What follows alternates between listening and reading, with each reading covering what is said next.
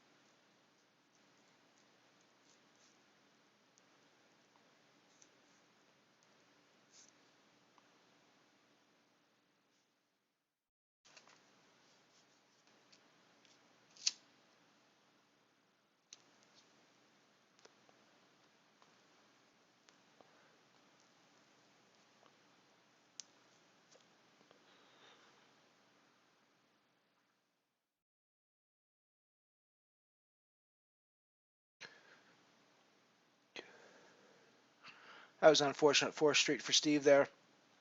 Thinking everything else he was playing was under a 9, but it probably wasn't hugely strong.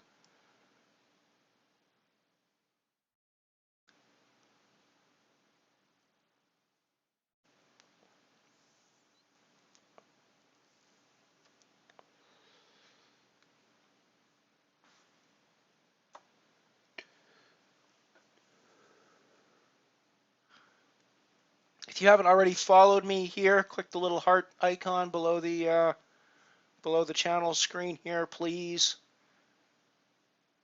The Anything But Hold'em machine runs on your love, and every click of that little heart icon is another quarter in the arcade game that is Anything But Hold'em. So it just keeps us going for another life.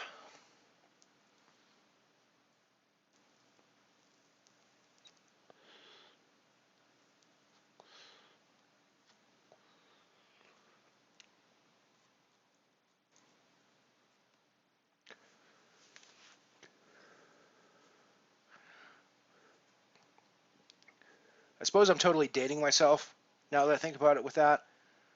Um, I mean, who under 30's ever heard of putting quarters into an arcade game? Now that I think about it, so I guess I guess I must be dating myself to a certain extent with that reference. But what the heck?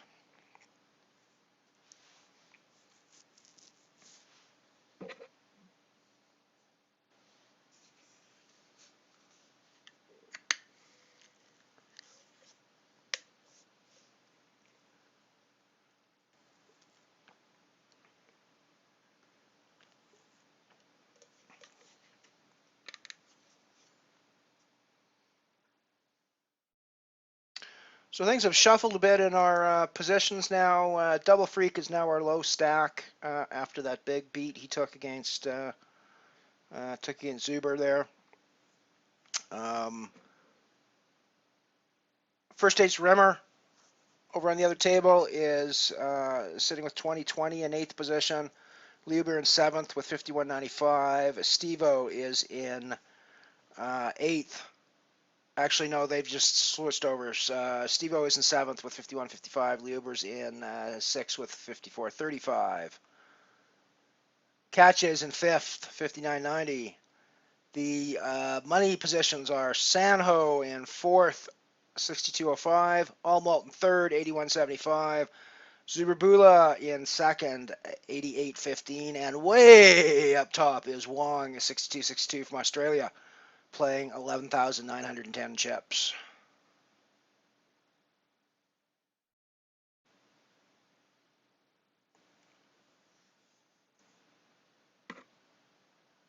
Just a reminder of what they're playing for. 4th place min cash is $2.20. First place is $9.90.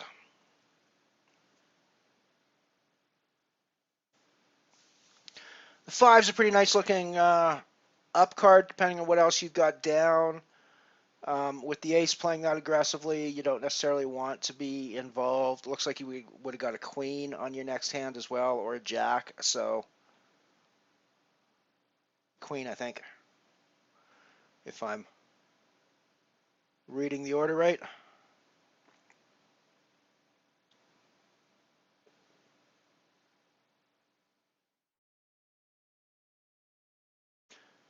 Steve over as the bring in with the 10.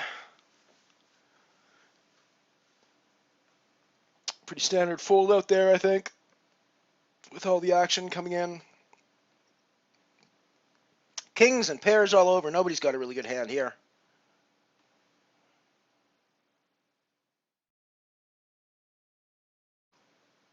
Everybody drew slightly better in that situations, but I think that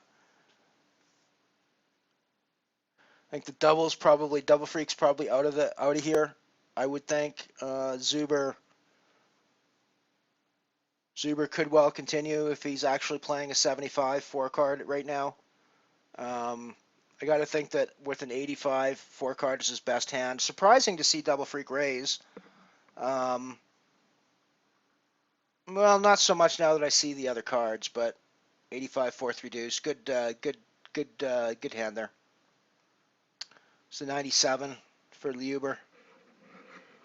So that was nice. So that bumps double freak back up. He's no longer the short stack. First day's Rimmer is now our short stack with 1,700 chips.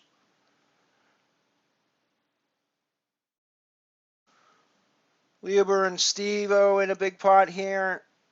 Again, Steve-O just getting hammered with the draws. That queen is just ugly. Ugly queen there. That's just nasty.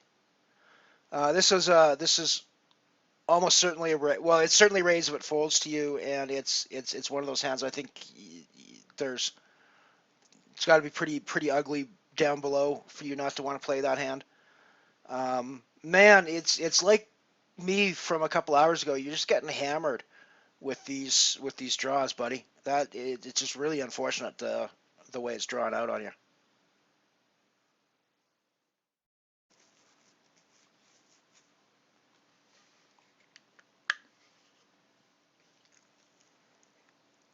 Things might be looking up for you now. Maybe drawing to a 54 with a 9 is a real hand at this point. Zuber looks to be playing a 10-7 right now, and I think that Leuber looks to be playing a 98. So your 95 could very well be good if that's actually what you're playing. I'm thinking. Woohoo! Nice hand, buddy.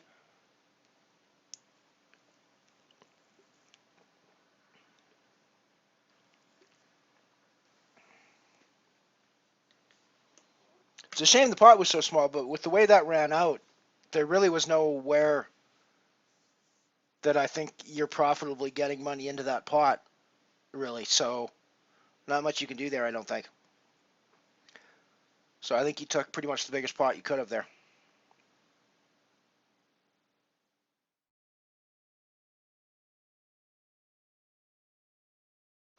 Bring in with the 5.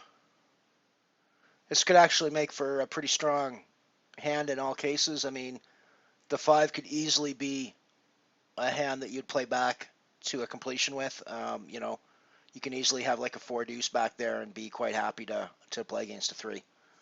I think I'd like to see him raise this with regardless of what he had behind. I think that Zuber is going to fold a lot to a raise there. But hey, so we're at the final table. First day's Rimmer busted in 9th. He was our bubble boy for this one, so condolences to first ace Rimmer, but better luck next time, dude. We're now in the final 8 at the final table. All the pretty lights and everything going on, so put on your sunglasses, folks. Steve-O is sitting in 5th place right now with 46.75. Double Freak is right behind him with 46.30 and 6th. Our top 4 currently: All Malt 15.295, Wong 62.62, 11.670, Zuberbula in 3rd 65.55, and 4th place is Leuber with 53.80. Our small stack is Sanho 21 at 27.45. 4 places cash, so 4 people go home today with nothing. And the other 4 will take a tidy profit home with them. Min cash is 2x the tournament buy-in, so that's a pretty decent min cash at the end of the day. Going to be pretty happy with that most of the time. Third is 3x, second is 6x, and first is 9x.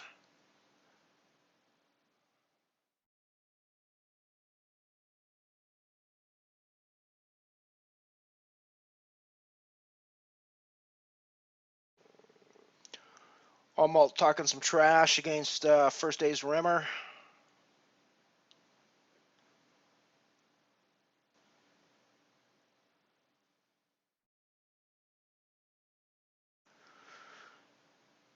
Saw when we were on the table with Almalt there. Fairly aggressive player. Hits a lot of his hands, obviously, but is definitely an aggressive player.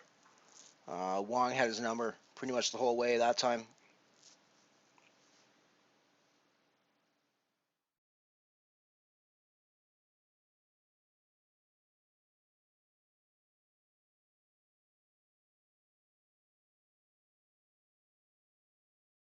It's really only a single hand that could be the difference between, Steve-O being in fifth and being up in second or third, for sure.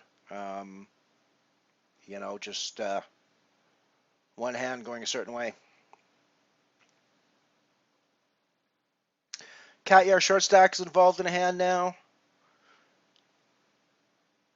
It's probably a good fold by her. I think she's definitely going to need to get her stack in pretty quick. Of course, I don't know that it's a she. I'm assuming Katya is a she. I don't know that for sure, but a German Katya is almost certainly a she, I think.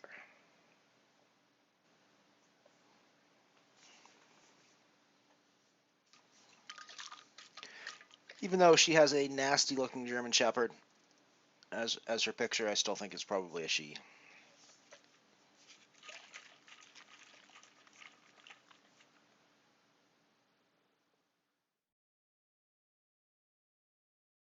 Yeah, it's been pretty crazy with the draws in this game. I think they've been going really well for some people, and they've just been going horribly for other people.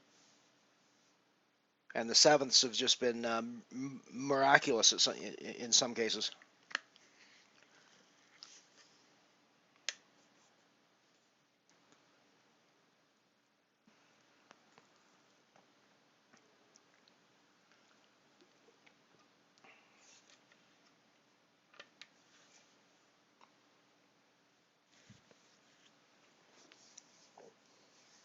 Steve electing to call the bring in with a 9 showing.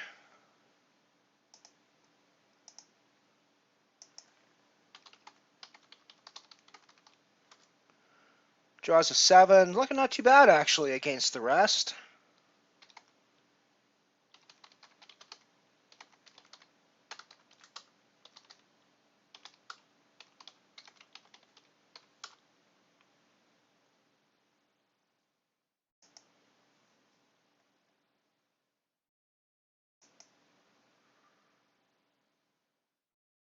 So could be a 7, could be a 9. It's hard to say. 76 would obviously have been a nice draw at the end. Still with the 9. Good hand there. Nice pickup of chips. Puts Steve-O in 4th place, so getting into the money spots now.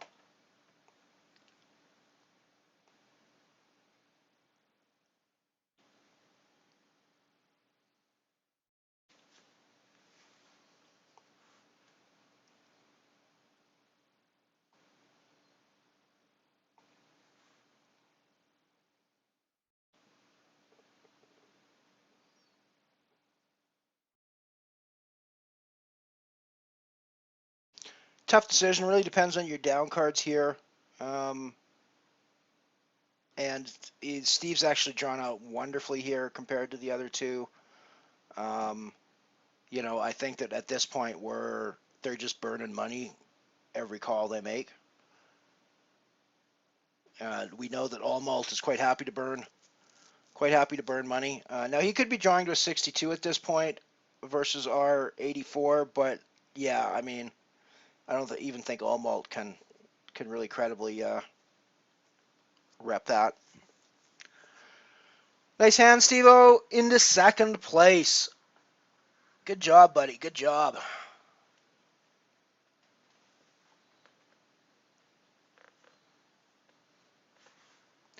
How to rake those pots in, buddy.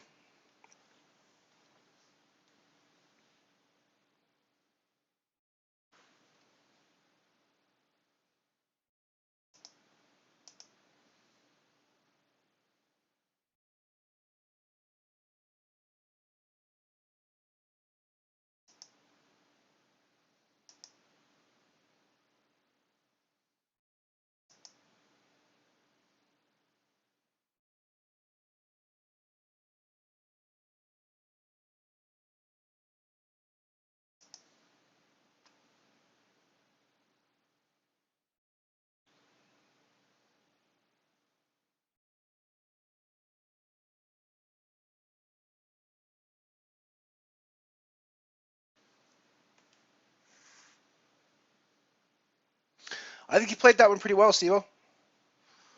Your ace 2-9 hand, frankly. I think that one went. I think that one was really well done. Which I think the one we're watching it now, I believe. Maybe that's later on.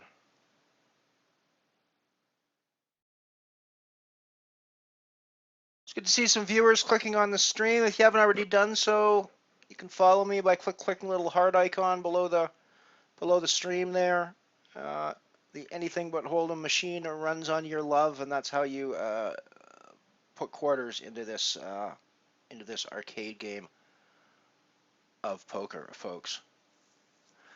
Please, please, please follow me. You'll get notices on when I play. I don't stream a hugely regular basis. I'm going to be doing this Sunday Razz most Sunday evenings, so this is going to be a fairly regular deal. The rest of it's fairly irregular through the week, but I'll stream when I get a chance and when there's a good game going. Basically, the only rules are we play anything but Hold'em here. I'm going to play all the different stud variants. I'm going to play all the Omaha variants. We've already played 5-card Omaha and Courchevel high-low a couple of times, and yeah, it's just going to be a plethora of all sorts of poker that does not involve getting dealt 2 cards and seeing 5 cards that you share with the other people at the table. We'll be playing all other forms of poker, pretty much. So please follow us, and hope you're enjoying what you're watching and seeing. We're in the $1.10 Razz right now. I like to call this segment the Sunday Razz. I busted about an hour ago from this, but I figured I'd pop over and rail our Anything But Hold'em fan, Steve-O Pick, a good buddy of mine that I've been playing with for. We played a few hands together, Steve-O and I. There's a couple of thousand hands worth of history between the two of us, at least, I think. So yeah, we're good poker buddies for sure. So nice to see him, nice to rail him. I'm gonna rail him until he busts or until this final table's over, which is I guess still until he busts. So wherever he busts, I think we will finish railing the table. Alrighty, so we had a bust with Liuber going out in 8th place there. I missed it while I was yakking about other things, I suppose. But there's now 7 remaining for cashing. Steve-O still sitting comfortably in second.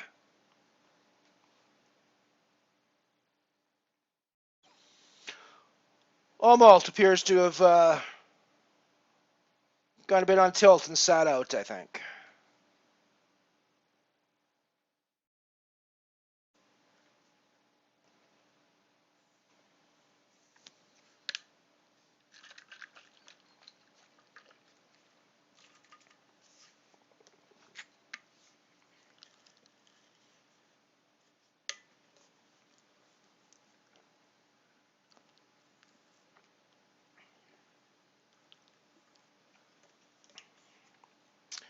Pretty looking deuce there.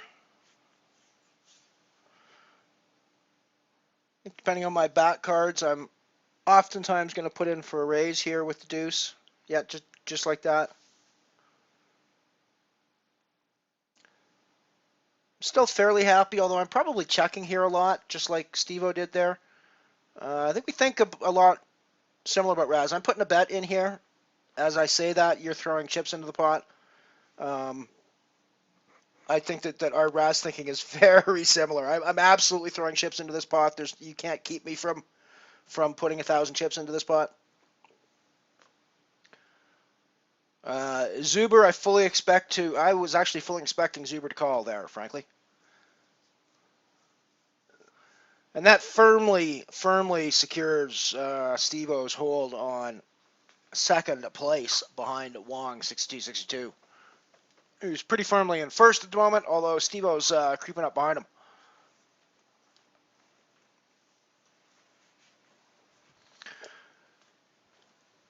Nice raise early there with the ace, Steve-O. I don't know what else you had behind, but that's absolutely a great play there.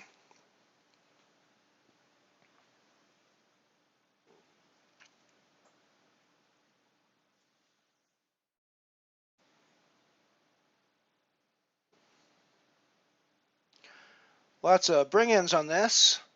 So that tells me that not a lot of people have a super strong hand, but I'm probably still getting out of the way. Katya's looking like she's at least drawing into a strong hand at the very least.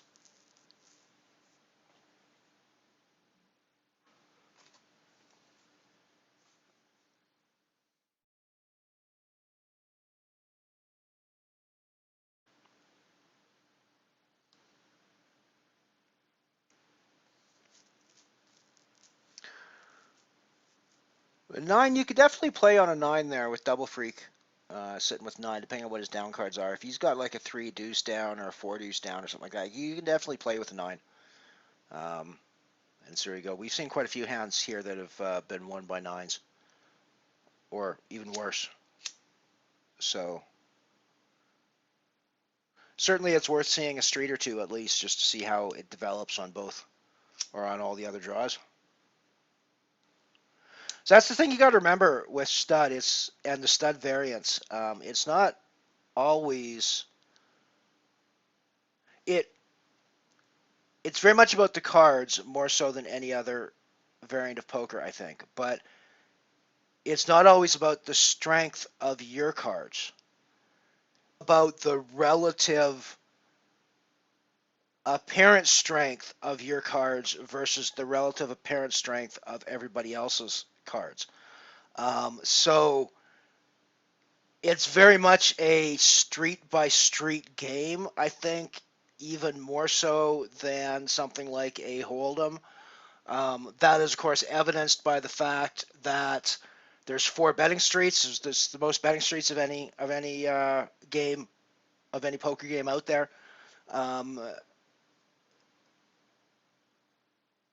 So it really is a street by street game where you don't really know what you have when you're pre-bringing. With 3 cards, it's very, very much, especially in a game like Razz, it's very much less of a hand strength than you will ever see in something like a no limit hold'em, where you can have the nuts pre-flop with aces. Deuce to 7, you can have the nuts with 7, 5, 4, 3 deuce, right? With Omaha, you can have the nuts with ace, ace, king, king, double suited, those sorts of things. There's no 3-card hand when you're playing stud variants that is the nuts at that point. Now, in stud, you can get things like rolled up aces, rolled up kings, those sorts of things that are close to the nuts. But certainly in the high-low and the Razz variant, 3 cards do not a hand make. And you really have to play them street by street to know how things are going to develop, both in terms of your hand and in terms of the strength of what other people are drawing into their hands, because they're not made yet either. You're not made at 3 cards, but neither are they. And it's important to remember that. I think it's one of the key concepts that makes stud, I think, differ. Stud thinking differ from thinking of other kinds of games.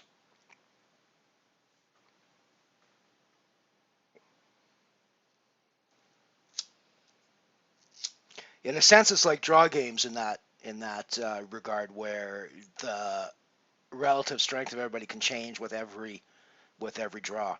Um, the difference, of course, being that you've got none of the card information in draw games that you have here in the stud variants. Is one of the reasons why I like it, is that there's so much information given to you with the cards to get folded, bring in, with the cards that you see on other people's boards. There's so much information about what's out there.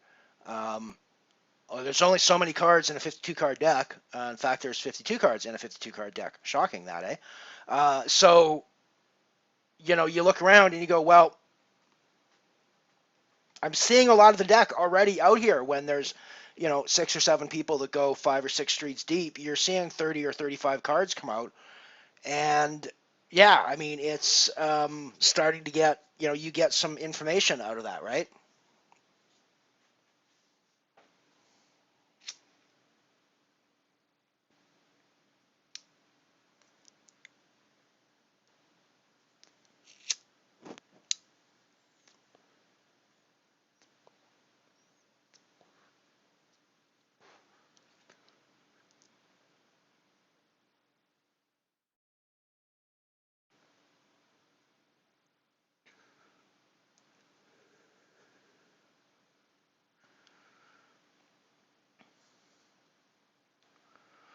Almalt is tilted and sat himself out to a third place position right now, right behind, well, not right behind, but way behind Steve-O, with 6,510 chips. That's kind of funny. Everybody else has been battling amongst themselves and hurting each other, and Almalt's just kind of sitting out and collecting chips.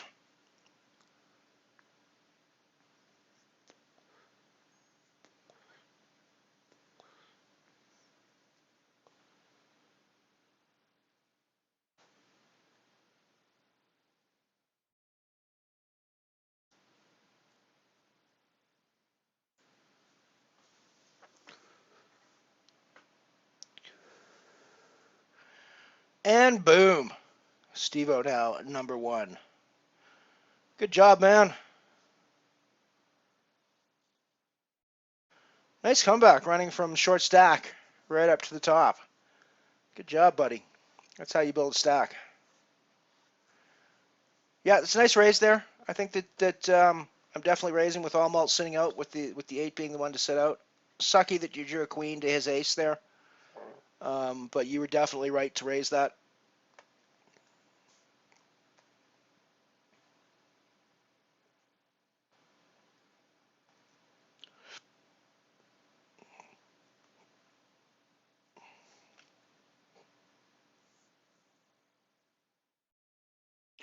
Sanho must have had pretty crappy cards not to even consider playing that 5 that you had showing.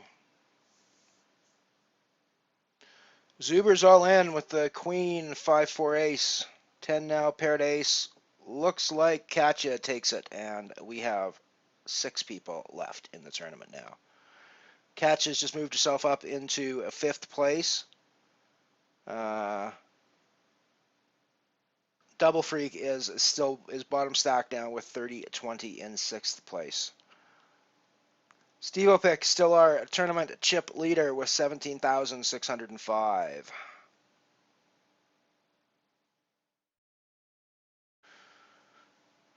I think the 8 is often a fold here, with the 4 and the ace behind you. Well, of course, the ace you don't have to worry about because he's sitting out, but with the 4 behind you, I think the 8 you can fold that a lot. If you've got super strong cards behind, you might want to give that a consider, but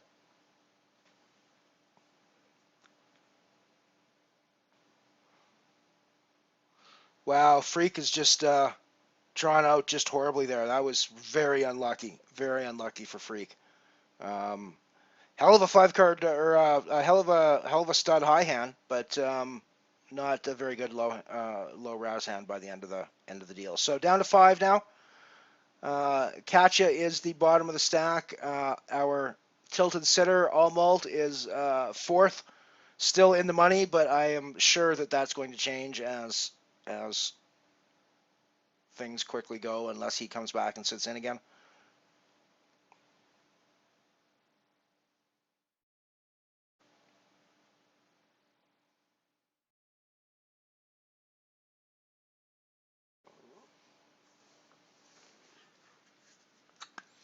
That's a pretty standard hand. I think this is probably,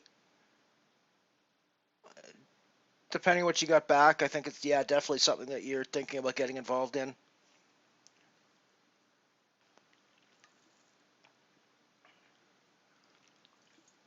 I'm definitely liking Steve at this point. Certainly Wong with the 3-2 could be drawing into a better hand, but I'm definitely liking Steve's position. Well, I was.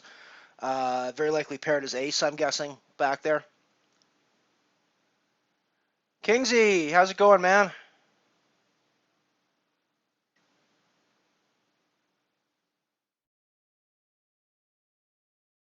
That wasn't a pipe, that was a cigarette, buddy.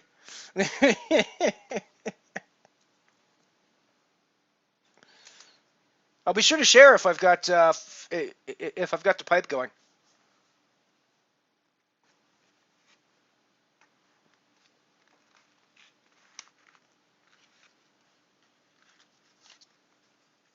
Good to see you, Kingsy. If you haven't already followed me, click the little heart icon below the stream that you're seeing, and you can help keep us going with your follow love.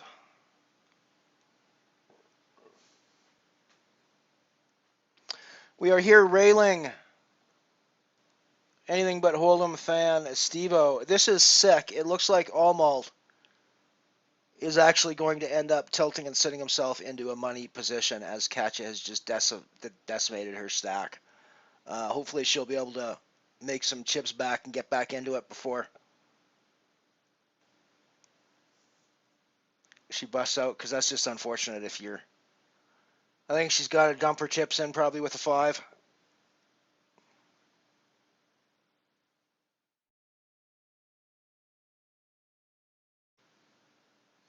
She's drawn nice out of this. She could build a stack back up to 1940. Definitely drawn pretty here. I'm liking her in this spot. I'm liking her taking this down. I am liking her taking this down. Yep, there we go. She's still in it. I would really hate to see, unless Allmalt comes back and sits back in again, I'd really hate to see him cash this tournament ahead of Katja. I'd really prefer to see Katja, the 4 live players cash in the tournament rather than 3 live players and 1 sitter would not, that's not the way that you really want to go.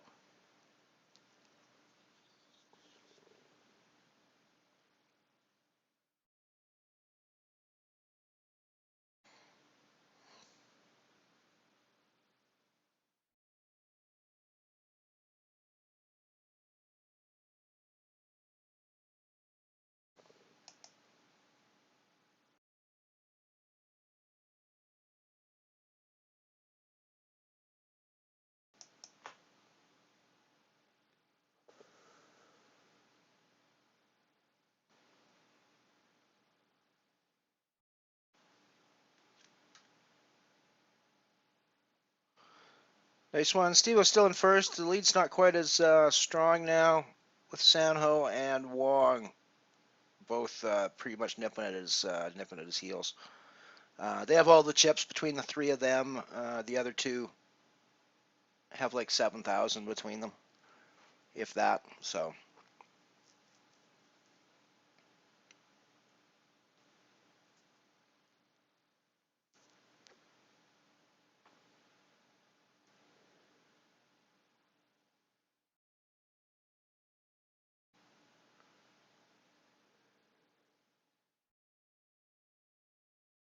we had a fun horse tournament this afternoon. Uh, nice one, Steve-O, running out very sweet here. 6-5-40's one, and we have money now. It's a shame that Katja got knocked out as the bubble girl there with Allmalt sitting out on tilt. That's rather annoying, but nonetheless, we now have our money table with the final 4 places paying. Steve-O pick out in front. He's our boy.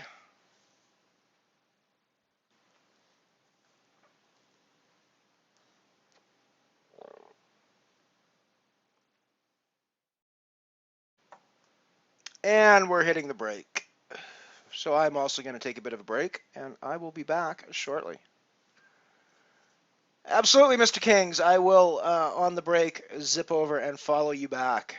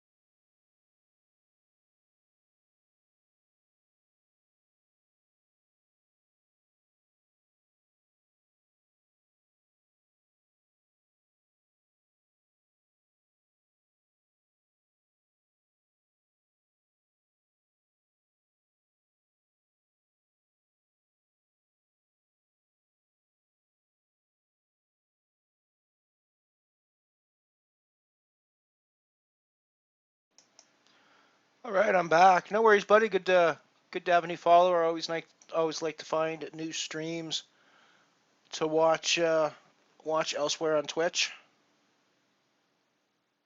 Hope you're enjoying what we're doing here. Basically, the idea is that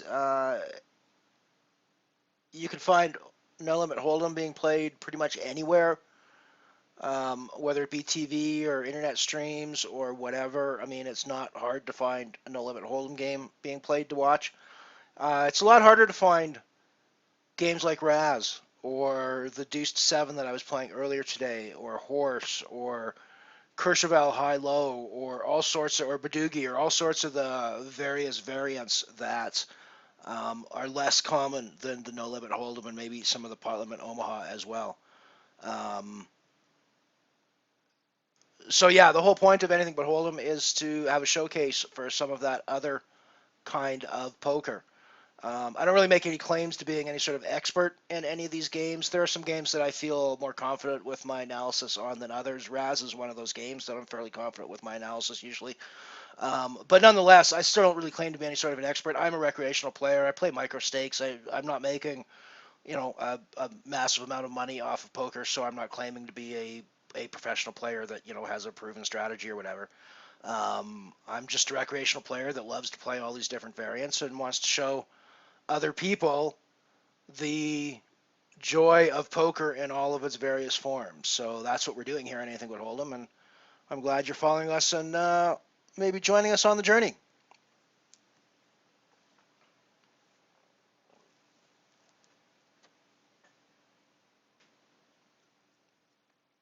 As always, it was pretty cool to see Ken Lowe show up for our weekly tournament this afternoon.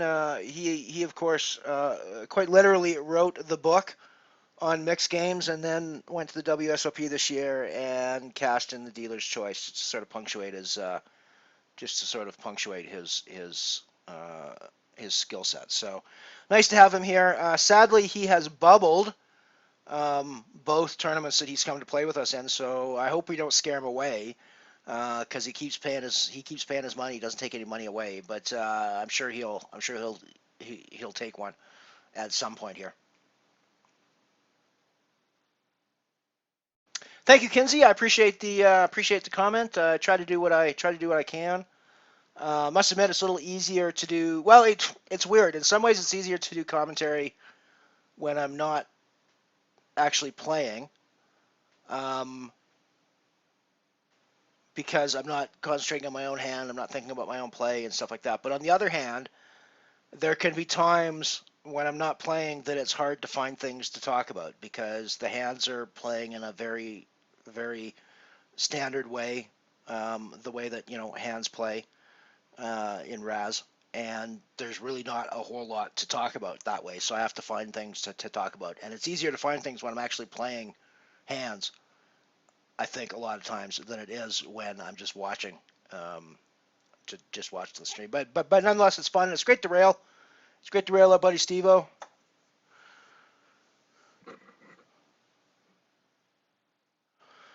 Looks like Wong is taking a long bathroom break this time. Oh, there we go. He's in now. Finally doing the bring in.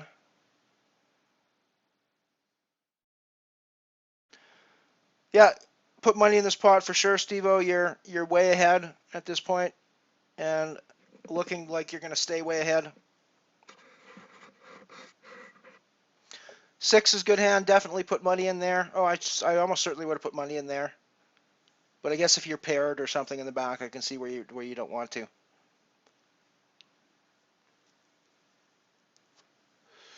Nice draw out. I'm assuming you don't have a 2 in the back.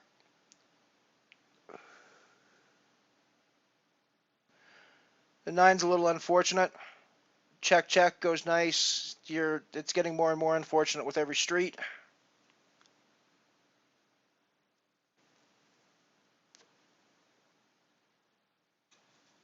Well, unfortunate for Steve-O. I suppose fortunate for Wong. I shouldn't be quite so partisan. Although Steve-O is our fan and he's actually watching the stream with us, so we do sort of have to root for him, I guess. And he's also my close poker friend, so I like to see him do well. He was small stack a while ago. He is second stack now. Was big stack for the longest time, which is classic Captain Kirk. His poker icon being Captain Kirk. Classic Captain Kirk is coming from behind and ending up on top, sucking out on the river to win his battles. That's Kirk in a nutshell, right? So Steve-O, you're doing the captain proud. You're doing the captain proud today.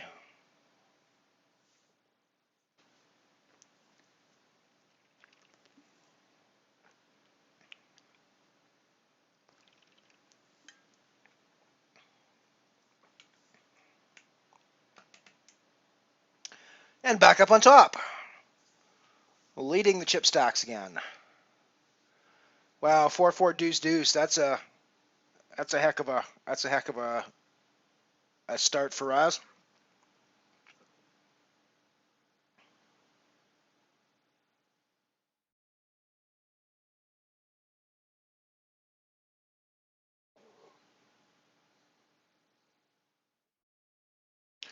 This is a raise spot, I think, almost always. Got the job done with the bring in. I think I probably would have put 600 in for the completion there. Definitely am here, putting 600 in for the completion. Although in retrospect on those two hands, in fact, I might have reversed those, put the 600 in and on the previous hand, and just called with a hand as strong as the one that you have to try to sucker him into more draws. But having said that, the way that you've been drawing, I think that the way that you played it just to get the hand over with was probably the way to go. Being the big stack, you want to keep putting the pressure on as well, so.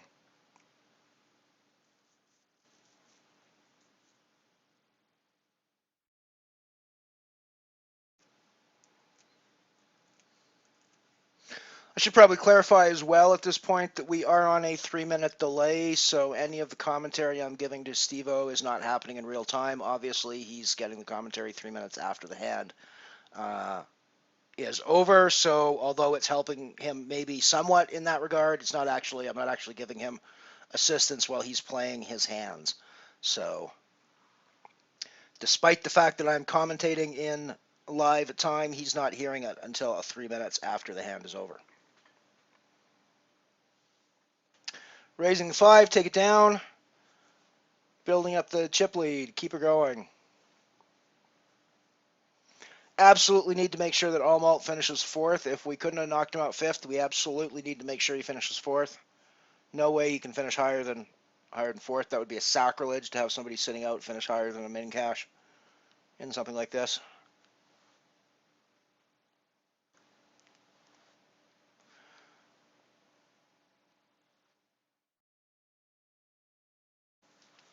So yeah, I think if Wong folds his 4 there, you're definitely raising your 7 there, Steve-O. But that's good. That's a good fold. I think when you get out of there, Wong's 4 could easily be strong enough.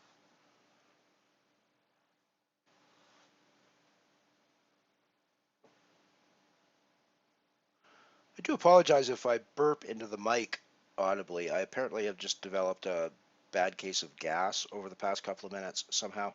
So I do apologize if I end up with a nice loud burp into your ears. I will try to mute the mic before that happens, but I may not get to it quick enough.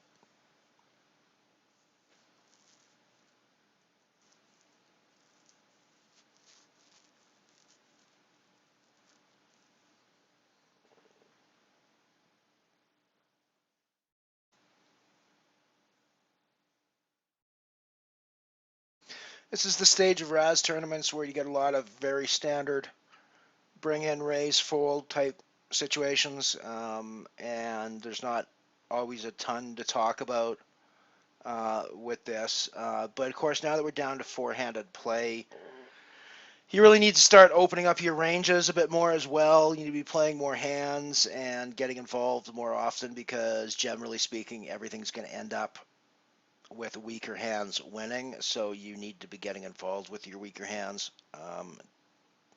from the start.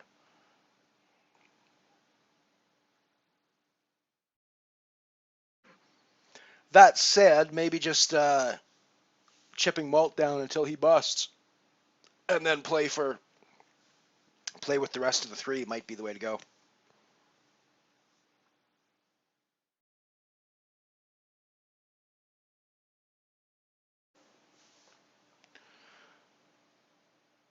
Malt's only got 1350 left, so Malt's going to be gone here pretty quick. It's obviously not going to blind out very quickly, but any bring-ins that he has to do are going to seriously decimate his stack at this point. You know, he's got like 4 bring-ins left in his arsenal. So that's a good raise there, Steve. I think no matter what you've got behind, you want to rep big with the ace there. I think at this point it's unfortunate the way it's drawing out.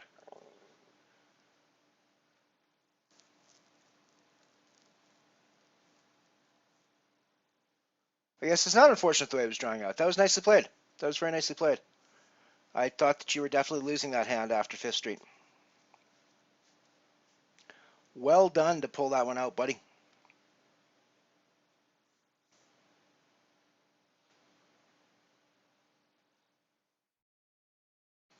Got to raise what folds around to you, obviously.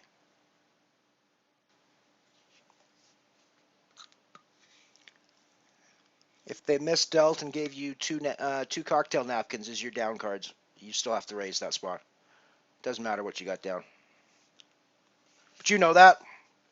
I don't have to tell you that.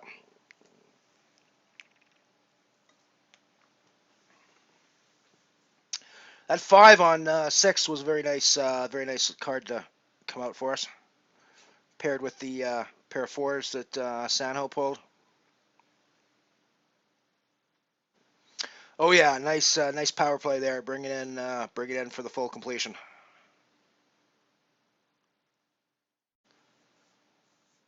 Make them wonder what you're hiding in your down cards. Nice one.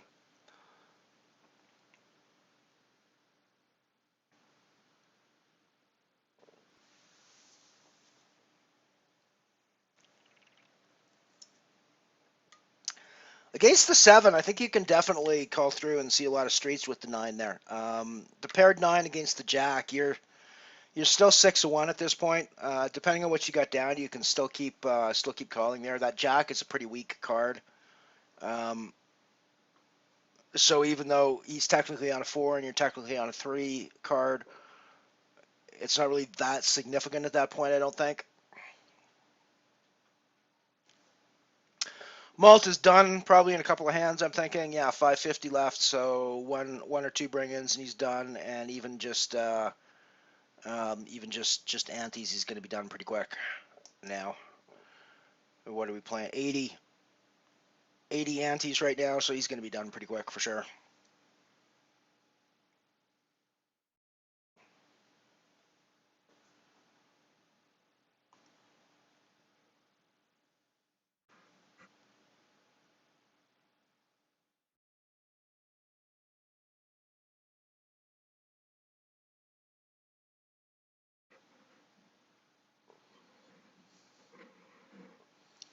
Raising late with the low card against the high card is obviously one of the super standard plays of Razz, no matter what you've got behind. Um, you're always wanting to raise those spots. Just because they can't really play back without super low cards. And when they do play back, if you've got bad behind, you just give up on the hand at that point.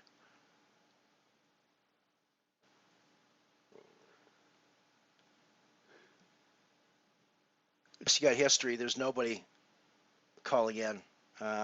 Nice that Malt busted now. Gets 220 for sitting out, but not much we can do about that. Now we're down to play. We can play some real Razz for the final positions.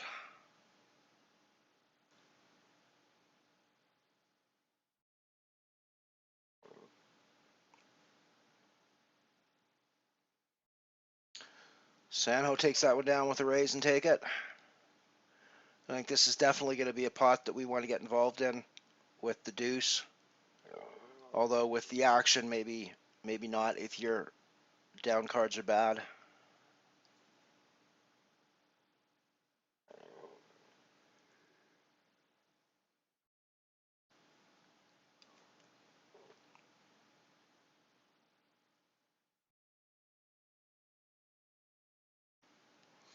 I think that's probably a good fold. Looked like Sanyo had the insta raise button clicked on that one, so I'm probably playing a pretty strong hand behind the 8 there, I think. I think Wong's pretty weak behind the 5. There's just that was pretty big hesitation there before putting the raise in. But it's hard to, even if you think that's what's happening, it's hard to do anything about it when you're that big on your up card.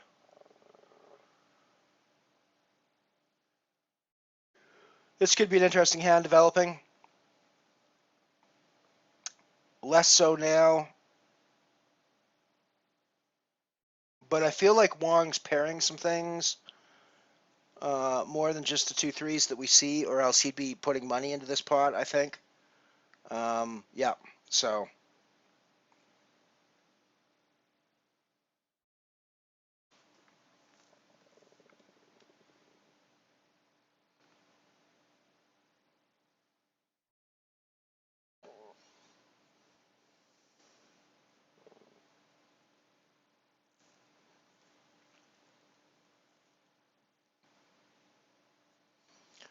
Nice standard example of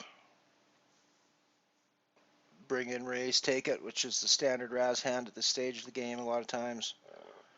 You're going to be taking pots down with much weaker hands at this point as well, so you got to be getting involved more often and getting chips in as often as you can. And it's important to remember too that it's a street by street game, as I was saying earlier. So you really don't know what you have with your first 3 cards. Yes, you may have a king, but if you're playing a king deuce 1 or a king deuce ace, disregarding your king, you got a strong hand. So it's really not something that you can necessarily look at just the ranks of your hand at that point and say I'm good or I'm bad. Obviously, if you're playing king, king, queen, you can look at the ranks of your hand and say I'm bad. But that's an obviously extreme example.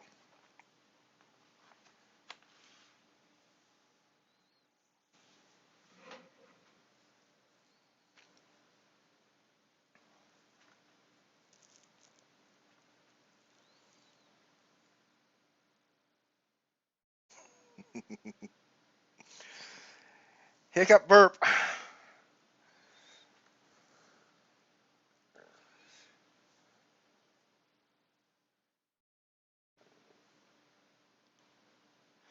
Must be pretty late for you. Pretty late for you, buddy, Steve. It's like cause you're I think you're in Ontario, aren't you? So it must be like 10 or it must be like 2 a.m. for you. 2:15 a.m. if I'm remembering correctly.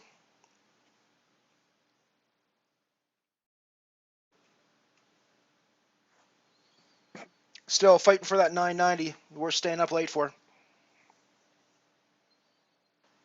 Not just fighting for it, in a damn good position to take it down too.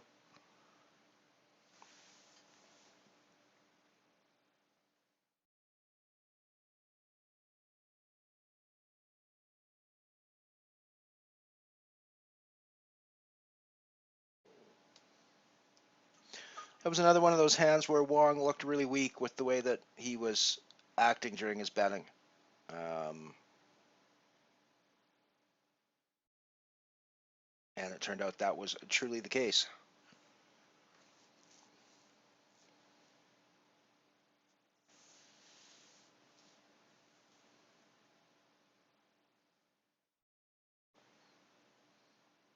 Alright, see you later, King. Thanks for coming by. Hope you check us out again.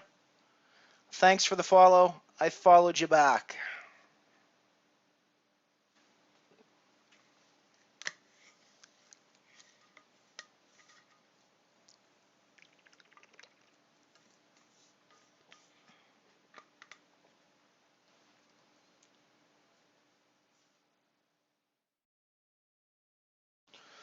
Unfortunate draws. I think you might still. I mean, if you're on a, yeah, that was just unfortunate, buddy. Good fold. I think. I think you're on a good fold there.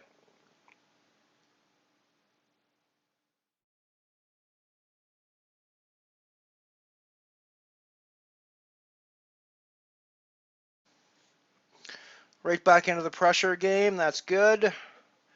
Keep putting pressure on. You still have the big stack. You still need to be the one trying to dominate action. This is a raise hand every single day of the week. I think, irregardless of the two cards you have back, yes, that's exactly what you need to do there. Irregardless of the other two cards. Irregardless. That's a horrible word. I shouldn't be using it. Regardless of the other two cards that you have back.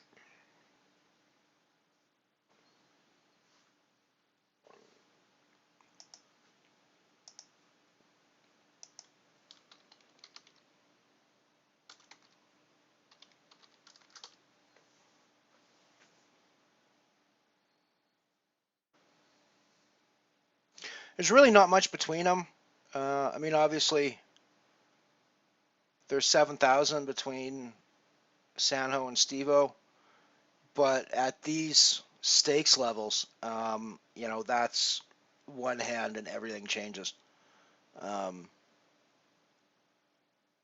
obviously, Stevo can't be busted in one hand, but either one of the other two easily can, and Stevo could be completely decimated in a single hand, depending on how it gets played. So at this stage of the game, with these stake levels, there's really um, it's really anybody's game. I mean, there's really not much between them at this point.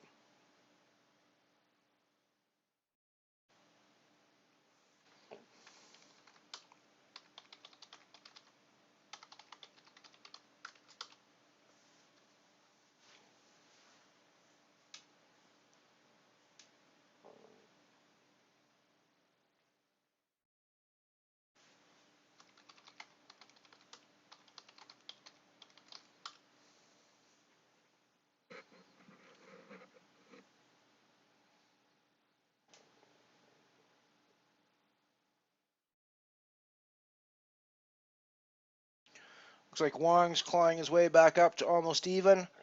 Second stack now.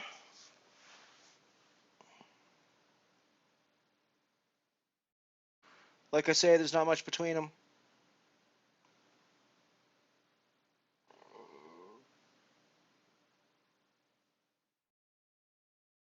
Yeah, I've definitely got the gas burpee thing happening, so I apologize for burping in your guys' ears while I'm doing this.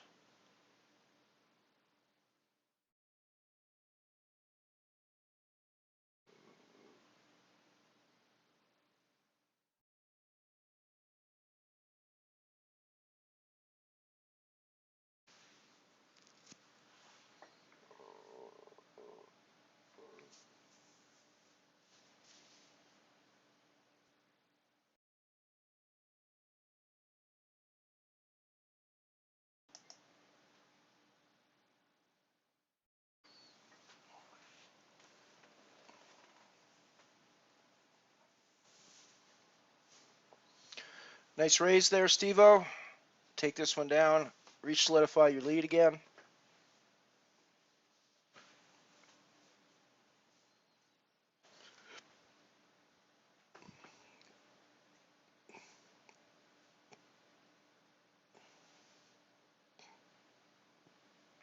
Good one. Bet into this pot. Yep, good one.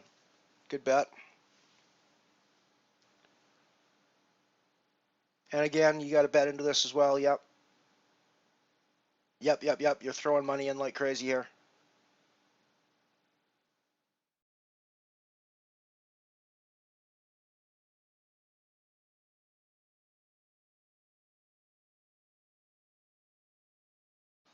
Yeah, I mean you had to be throwing that money. You had to be betting those that hard.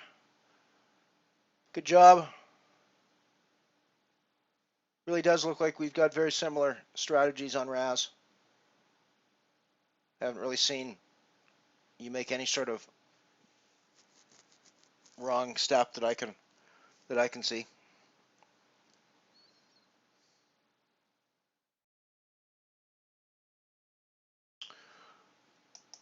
That said, obviously having a bust out of this tournament in 15th place with you playing at the final table, maybe me giving you advice isn't such.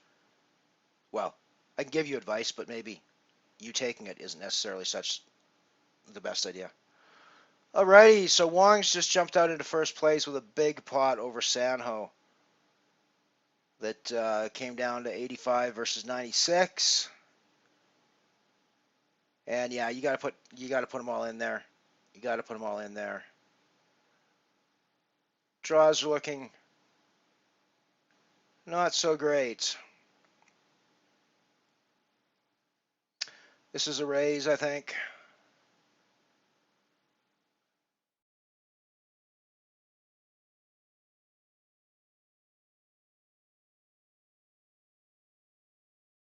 Thanks, Steve. I appreciate that.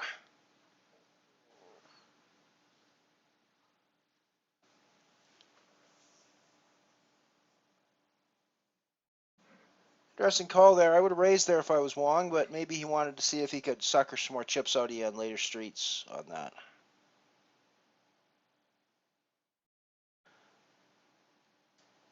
This is an obvious raise spot. And I think you're probably wanting to put Sanho all in most of the time here, unless you're completely crap in back. Yeah, I think that's perfectly reasonable for you to want to put them all in that spot. Looks like he's going to draw out on you this time, but I mean, I think you always want to be playing that in the same way. You want to be putting the pressure on, making him play for a stack, making him draw out and win.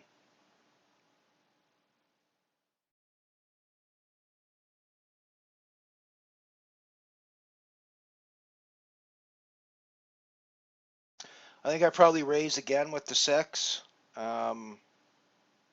Just again to keep putting pressure on, although the fact that you've been taken out in a couple of hands, maybe you want to have a break.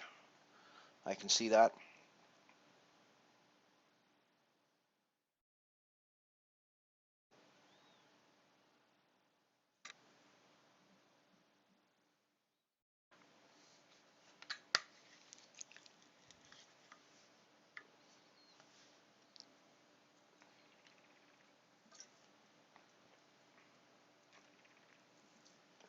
For three-handed play, we're actually saying really strong hands at showdown. Things like 76s and 86s and stuff are pretty strong hands for showdown and three-handed play, I think. So a little surprised by that. Might affect the play. Wow, Sanho's just like a cat with 9 lives over here. Can't kill Sanho. He's right back in it now. 14,140 chips. Crazy. Nice run back, Sanho.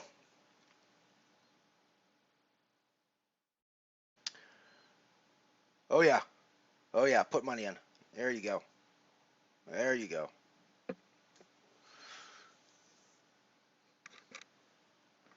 Crazy. Sanho's back in it again. Small stack, obviously, but not sitting on 1,000 chips like he was before. Oh, such an unfortunate draw there, Steve-O. However, the 4 comes out pretty nice. Oh, nice raise. Nice raise, buddy.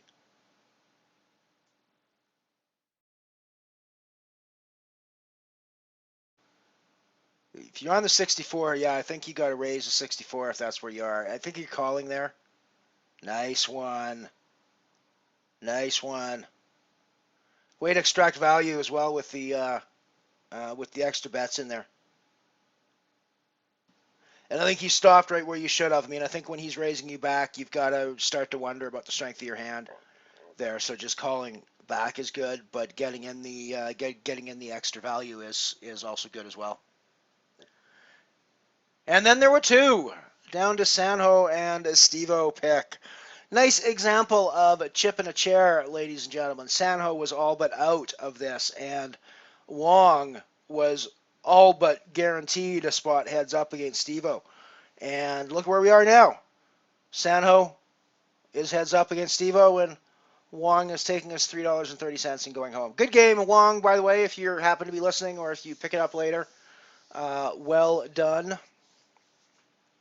Yeah, I had a feeling your deuces must, or your deuce that you folded there must have just been horrible in the back end.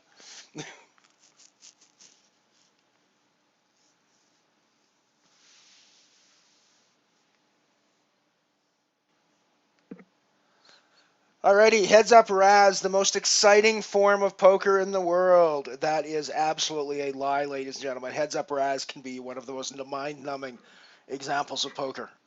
It can also drag on for hours and can be over in seconds flat as well. So it's really, really, really unpredictable sort of game.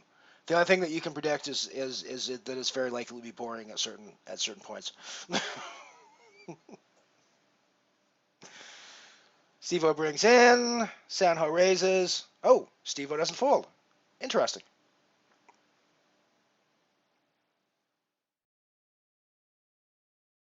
Nice drawing.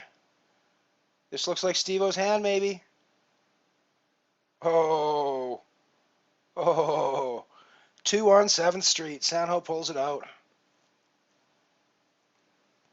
Pulls it out with the deuce on 7th Street.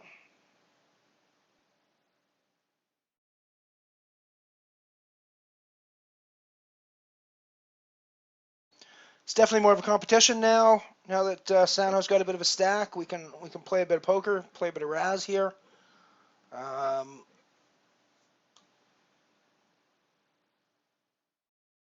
nice hand, Steve-O.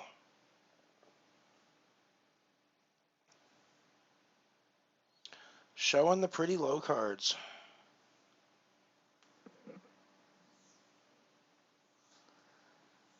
Steve-O brings in, Sanho raises, Steve-O folds.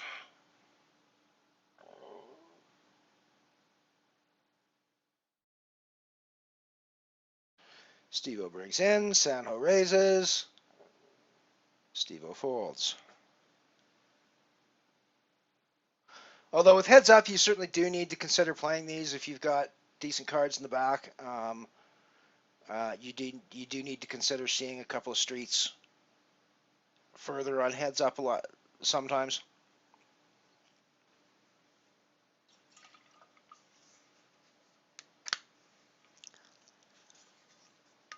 I think this is one where you're probably not folding a lot of times, especially not now that you're looking so pretty up top. Pair of deuce is never friendly, obviously, but must have been another pair involved there, I think, for you to fold out so quickly.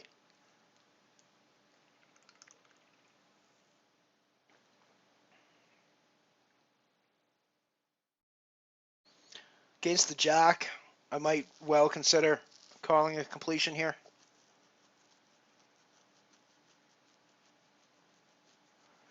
He's sort of got the auto raise button clicked all the time on your bring-ins, so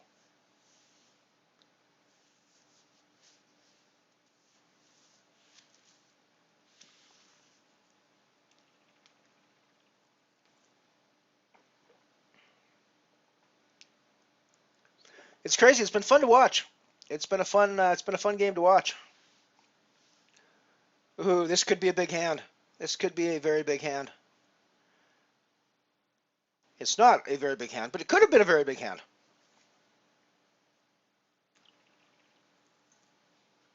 This as well could be a very big hand with weak cards playing out. I think Steve-O's folding there, yep.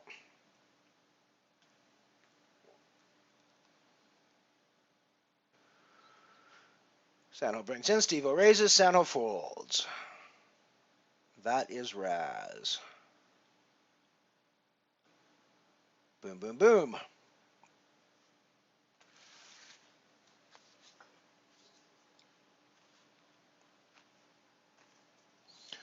think you definitely need to think about getting involved with hands like this. The jack obviously isn't that great. I might see another street still, but Sanho's clawing his way back up, pretty close to even stacks now. 30K to 24K, roughly.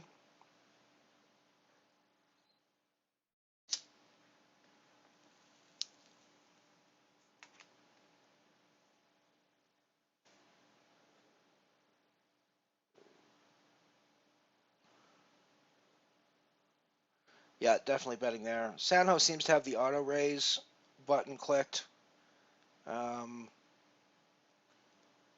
when you have a bring in, so I'm probably going to need to call completions of a fair bit wider in this situation if I was playing in your spot.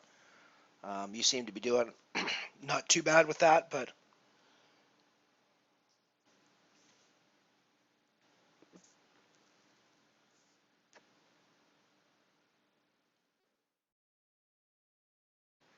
ooh, King v King.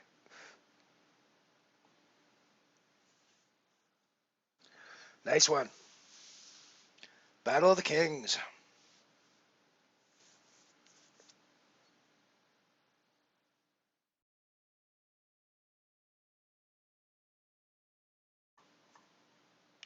I think jacks are tough, but anything 10 or below, if you've got two down cards that are decent and you're bringing in with a 10 or below, you really have to consider continuing with the on two-handed play.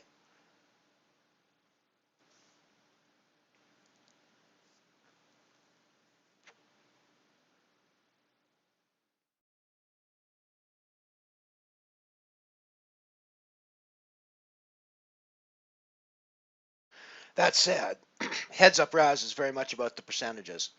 So if you start out a hand behind in percentages, chances are after seventh street, you're still going to be behind in the percentages. That's Razz very much works out that way a lot more so than I would say a game like HoldEm and HoldEm, I think.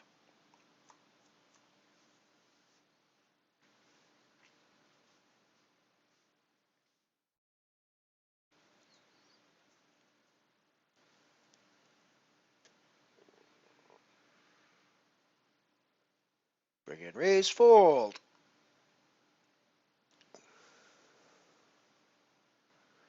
Bring in, raise, and fold.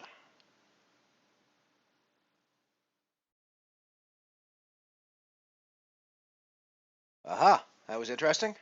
Oh, oh, definitely putting money in that. Definitely putting money in. Definitely putting money in. Oh, we're absolutely putting money in. We're still putting money in. Yep, we're putting in as much money as we can at that point. That one worked out well for us. I don't know what you had behind, but it worked out well for us. Boom. Bomb that pot. Good job. It's time to take him down. Keep that pressure on.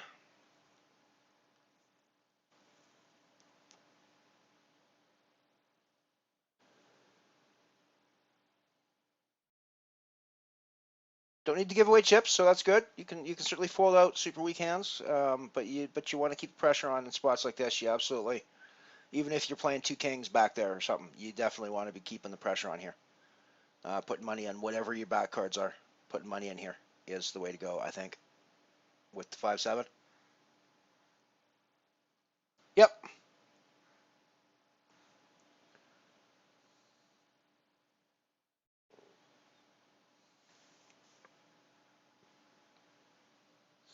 Yeah, I think you preferably get out of that. I think I'm going to call a lot more of his raises at this point as well. Um, but on a 4 street like that, you can certainly get out of it.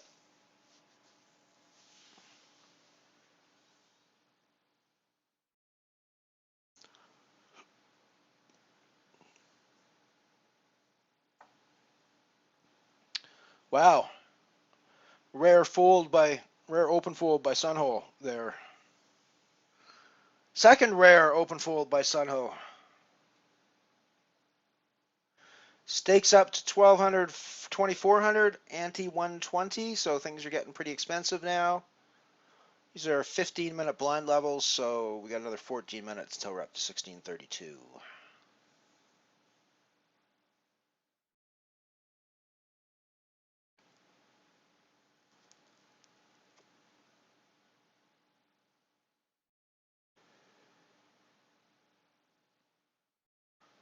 Steve-O with more than a 2x chip lead. So we've seen, though, that can change fairly quickly at this stage of the game. Coming up on a 3x lead here.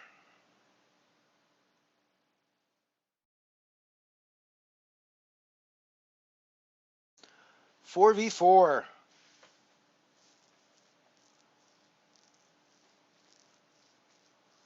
74 versus 84. This is looking good for Steve-O.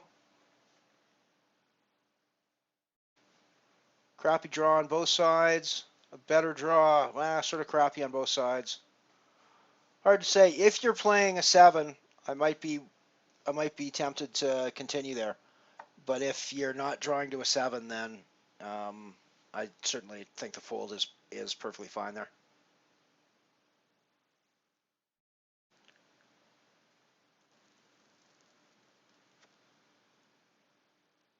Oh, aces paired, deuces paired. All the low cards coming out.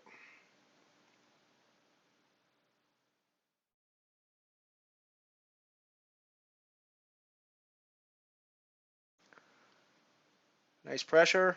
Keep the pressure on.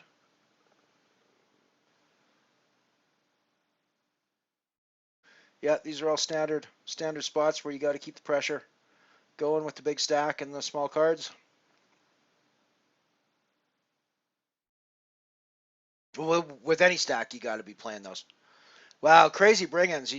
It's like 5 in a row that you've been able to raise and take.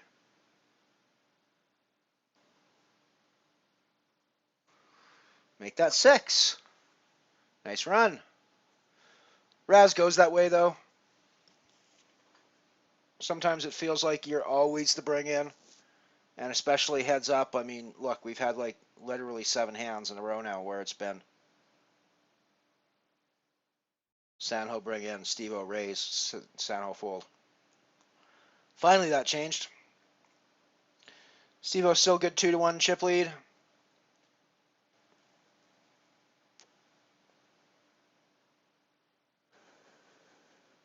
Pressure. Good one. Good one.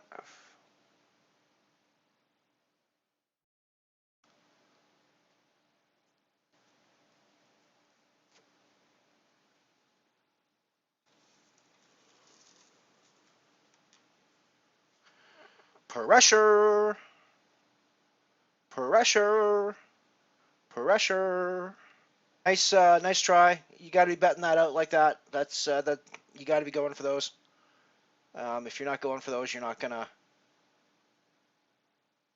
take the tournaments down. So you're gonna lose them sometimes. That's the way it's gonna go. Right back to even stacks again. But we've been here before.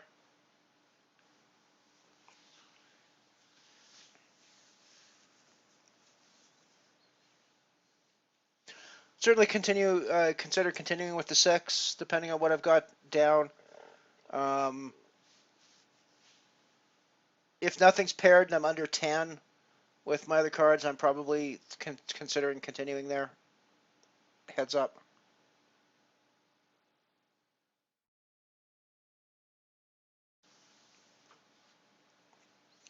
Again, we're always folding those spots or raising those spots. I mean, because the chances of actually getting called in there are so slim that we're going to raise and take it most of the time.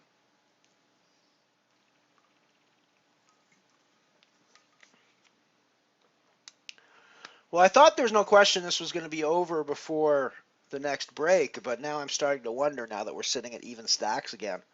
Seems to be quite the pitched heads-up battle here between Sanho and Estivo.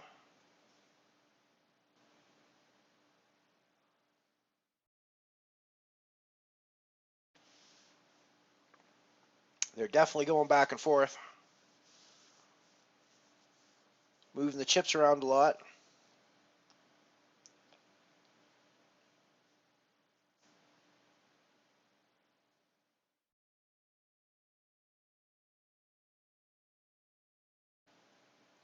Much more than no limit games. When you're playing limit games like this and you get down to three-handed and heads up, um, it's almost always going to take a lot longer to eliminate the people just because there's going to be a lot more hands where not a ton of chips are going to change hands, and it's only going to be on the occasional very big hand that you get big chip movements happening.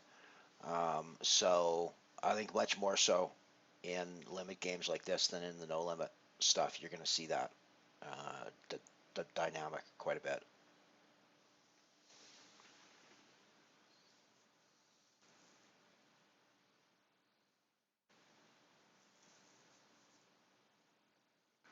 I don't know if it was a major boo boo if you're talking about the hand that you bet down with the I think it was a king jack in the back. I mean, I think you were looking good from the up cards, and he's got to be drawing really well in order to draw out on you there, and you've got to be drawing. There's a lot of ways he can draw that he's just not going to continue that hand with the sort of pressure you're putting on. So I like the way you played it, even though it didn't work out for you in the end, but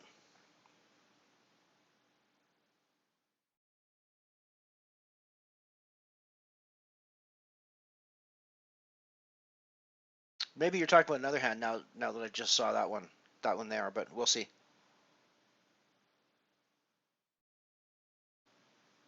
And for the first time in heads up, Steve-O has lost the chip lead.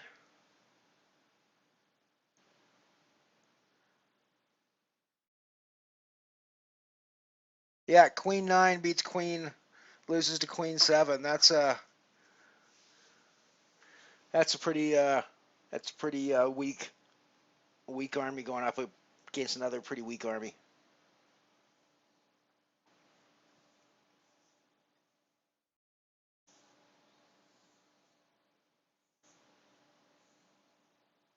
Seven v seven. Nice bring in for the full there.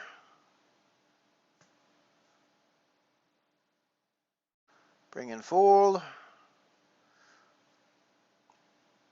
Bring in fold.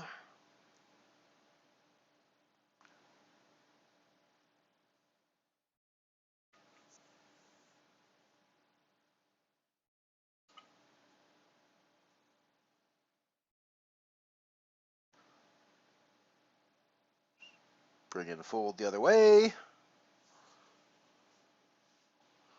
This could develop into an interesting hand depending on what else we see.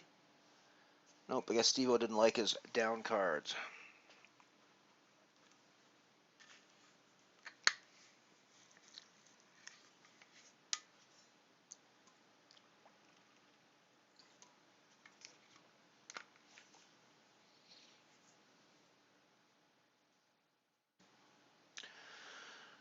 This could develop into a hand potentially. Not so much anymore, I don't think.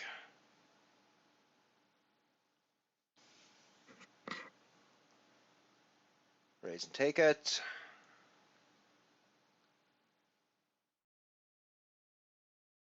This could develop into a hand as well. Sanho could definitely play back on this. Steve-O's probably getting away from it now. I might see one more street, but the queen is obviously not friendly for you. This could also develop into a hand. Obviously, when you're that close, you're going to want to keep going. I think, yeah, now you're probably starting to think about folding, I think, at this point, with the paired 9 and him potentially playing a 54, but even an 8-5, you might be drawing better, but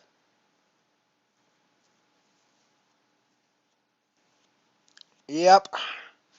Unfortunately, things just don't work out sometimes, and you got to get rid of those hands.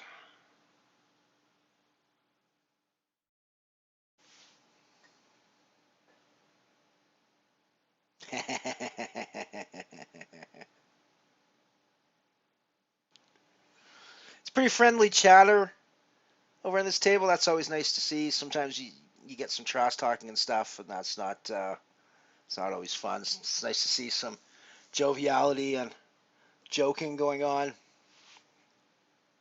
with this. I mean, we're obviously not playing for the weight of the world here. We're, playing for the difference between $3.30 versus first and second. So it's not exactly going to pay anybody's mortgage, I don't think. Let's put it this way: if $3.30 that you're going to win by going first instead of second at this point in the tournament is going to make or break your financial situation, for God's sake, don't play $1.10 Razz tournaments, please, because your financial situation is nowhere near in the place that you should be involved in this situation.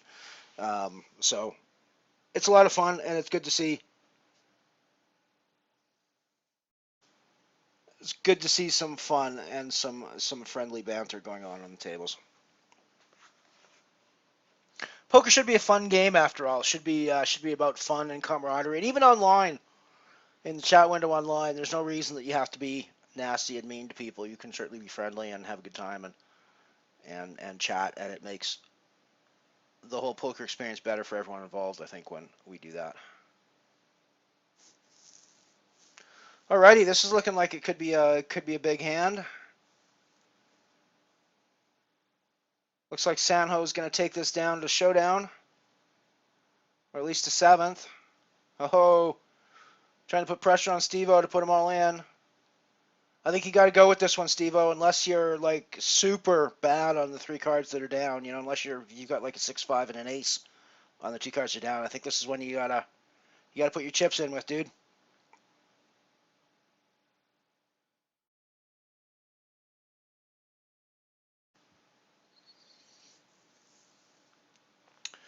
I think this is one where I'm putting my chips in.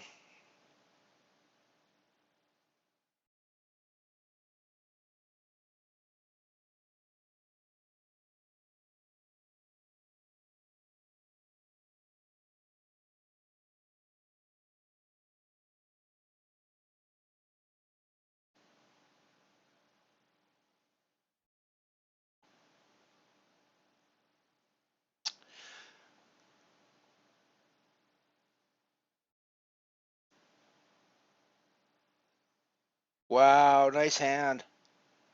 Nice hand. I'll be interested to know what you folded there, or what you had there. I don't think. Well, maybe it'll show me.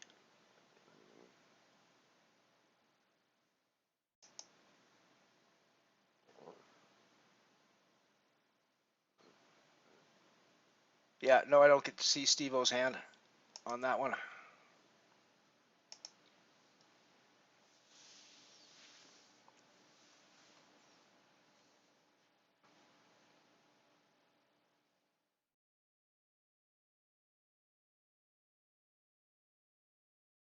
Wow, surprising to see Sanho fold on that one, frankly.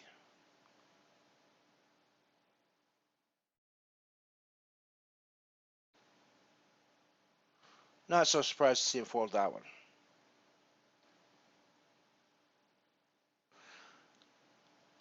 I expect to see him try to put Steve-O all in on that hand. Steve-O was having none of it. Again, on this one, I expect to see a raise and try to get Steve-O stack.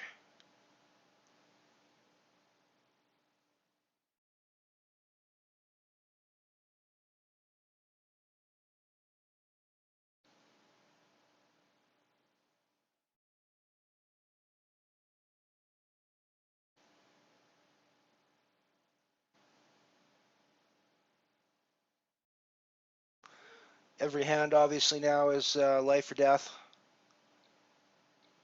in the tournament. Obviously had to be pretty bad behind. Yeah, King Queen. I was gonna say you obviously had to be pretty bad behind the four to get out of that one, I think.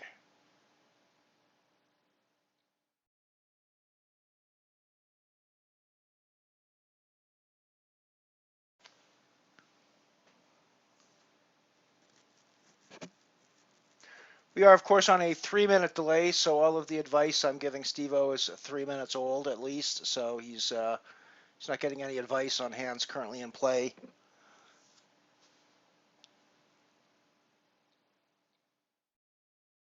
Steve-O all in with 10, 10-7 deuce, Jack 8 ace.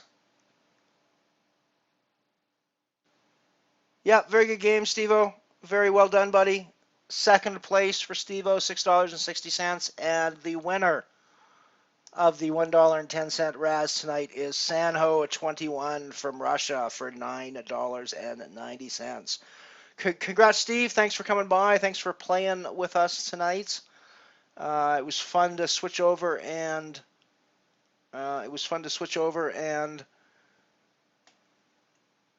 stream with you. So it's been a long day for me. I think this is something like hour 7 or 8 or maybe even hour 9 of streaming for me today. So I think I'm going to call it a night. Thanks for hanging out with me. Thanks for coming here and watching us and playing with us. We have our big weekly challenge tournament again next week, Sunday afternoon at 3 p.m. Mountain Time. Go to the PokerStars tournament lobby and search anything but HoldEm. You'll find the one and only tournament for us. It is a no limit deuce 7 single draw next week, so we'll have some fun with that. Thanks again for hanging out, and come back again when we're going to play anything but HoldEm. Later.